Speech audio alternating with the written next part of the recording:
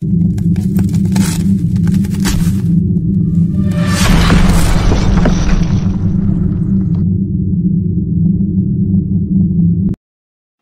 bölüm 11. kısım. Soğuk bilezik. Esselamu aleyküm ve rahmetullahi ve berekatuhu. Tövende İslam çakarları grup tayyorlagan hicret tarihlerinden Soğuk bilezik namlıq eserini anlatışını başlayımız. Abdur qarindishimiz her birimizge özüge layık şekilde muamele kılattı. Bolupmu biz 7 kişinin içideki yaş çoğun Muhammed akam bilen yeni yaşlı kichik bolsumu Kur'an'ı yadlagan Bilal qarimni alaydı hürmetleydi. Bir haftasi Abdur qarindishimiz bizni yo'qlash uchun biz tarafga kelsa, saqchi g'alchilar o'tkazmay ikki rayon o'rtasidagi zalni ko'rishga ruxsat qilibdi. Biz 7 kishi zalga keldik. Bizning oraliqimizda simtor ayirib turadi. Birdam ahvollashgandan keyin u qarindishimiz Bilal qarimga "Mo'ngluq ovozingiz bilan Qur'on o'qib bering, biz anglayli. Qur'on qalblarga ruhiy uzuq, ma'naviy kuch bag'ishlaydi. Men yolg'iz bo'lg'achqa Qur'onni bekla anglag'im keldi" dedi. Bilal qarim Surrahmanni shunchalik mo'ngluq o'qiydi-ki, hammamiz huzur ilib angladik. Bilal qarimning ovozi qiroati bekli chiroyli edi. Bilal qarim tilovatni tugatgandan keyin bu qarindishimiz Bilal qarimga ko'p rahmatlarini aytdi. Bu jasoratli qarindishimiz bizga jiq ishlarda ulgu bo'lgan edi. Alloh bu qarindishimizning barcha gunohlarini kechirim qilib, qiyomat kuni katta mukofot, oliy daraja ato qilsin. Amin.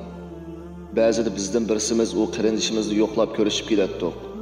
U qarindishimiz bek mehmondo'st edi. Biz yo'qlab barsak o'zi yaxshi ko'radigan narsalar bilan bizni kutib oladi. Biz har qanday qiyinchiligimiz bo'lsa tortinmaydi deydik. U mo qurbati yetgunicha, imkoniyati yor berguncha bizdan yordamini aymaydi. Qanchalik vaqt o'tdi esimda yo'q. Bir kuni bizning ismlarimizni chaqirib so'tqa borganimizni aytdi.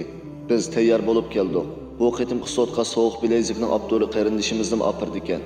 Burunqi o'xshash hammamizning putiga zanjir kishanni soldi. Abdul qarindishimizga zanjir soldi. Uningdan keyin yana kiyimsiz holda o'ltirib qo'pqili soldi.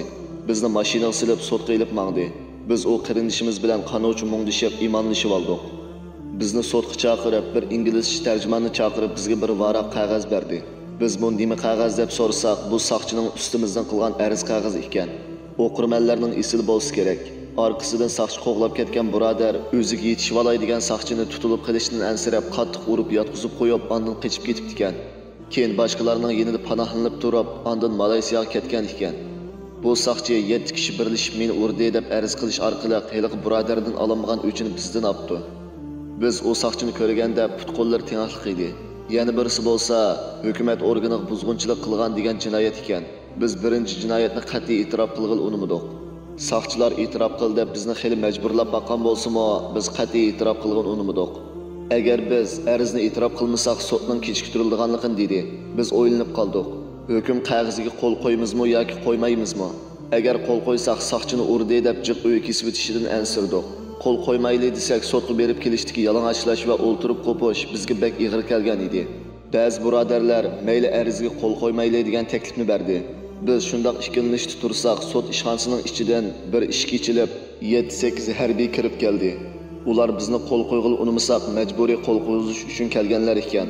Ahvolning yaxshi emasligini farz qilib, qog'ozga qo'l qo'ydik. Harbiylarmi chiqib ketdi. Sotchi ayol bir nimalarni deb qo'ldagi bolqi bilan birini urib, sotning oxirlashganligini aytdi. Tarjimondan anglashimizcha, bizning jinoyatimizga 5 yil uy kesilamish. E'tirof qilganimiz uchun 2 yilni kechirim qilib, 3 yil uy kesilganligini bildik. Bizga kesilgan uy aniq bo'lgan edi. Endi biz sudga kelish va shu jarayonda duch kelgan shu rezil tekshirish va harakatlardan qutulgan edik.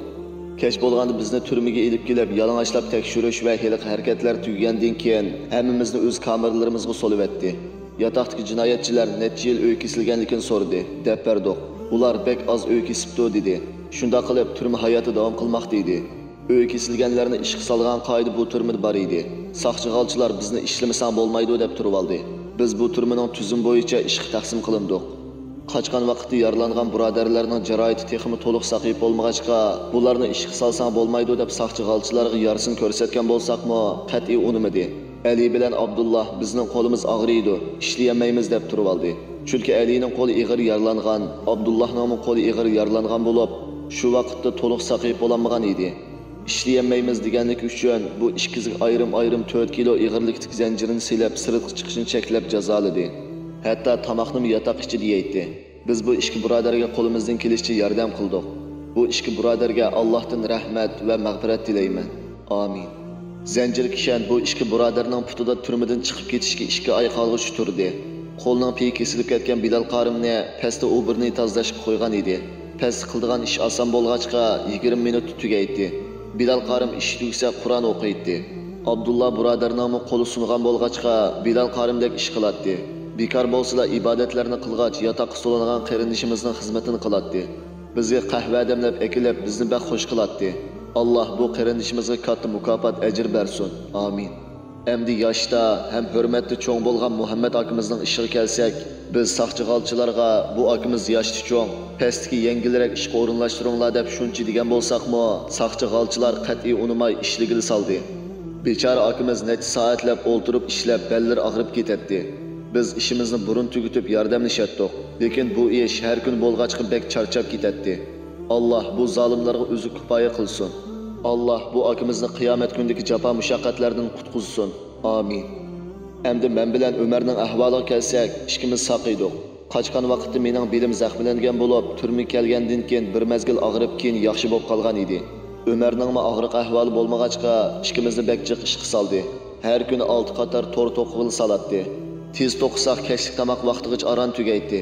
Asti to'qib 6 qatorni tugatanmasak o'ltirib qo'pqili salatdi. Qo'llarimiz qapirib ketadi. Her kuni 6 qatorni to'qib bo'lg'uchi bek charchab, bellarimiz og'rib ketadi. Esingizda bo'lsa, turmaga kirgan birodarlarda dollardan boshqa ozroq yerlik pul bo'lib, hukm chiqib bo'lg'uchi biz shu pulni tejab ishlatgan edik. Birodarlardagi dollarni texi yerlik pulga almashtirmagan edik. Shunga dastlabda 6 qator to'r to'qib ishildik. Keyin saqchiga deb Abdusamatning 4000 dollarini, Muhammad akamning 1000 dollarga yaqin pulni va Alidagi dollarni yerlik pulga almashtirdik. Dollarni almashtirgandan keyin sening mening deyishmay qaysimizning nimaga ehtiyoji bo'lsa buzib chachmasdan ishlatdik. Boshqalarning deyishcha saqchilarga pul bersa ishlaydigan ishni yo'q qilg'ili bo'ladi ekan. Shuning bilan men bir tonishimga ishlamaydigan qilish uchun amal tepib berishni dedim. U to'r to'qiydigan ishning boshlig'i bilan tonishman, so'zlashib san xabarni beray deb bir necha kundan keyin to'r to'qiydigan ishni butunlay yo'q qilg'ili bo'lmaydi ekan. Lekin bir odam 3 qator to'qiydigan tushirgil bo'ladi ekan dedi. Bu qitimliq anlatışımız muş yerda oxirlashdi. Keyingi anlatışimizni ko'rishgacha Allohga omonat.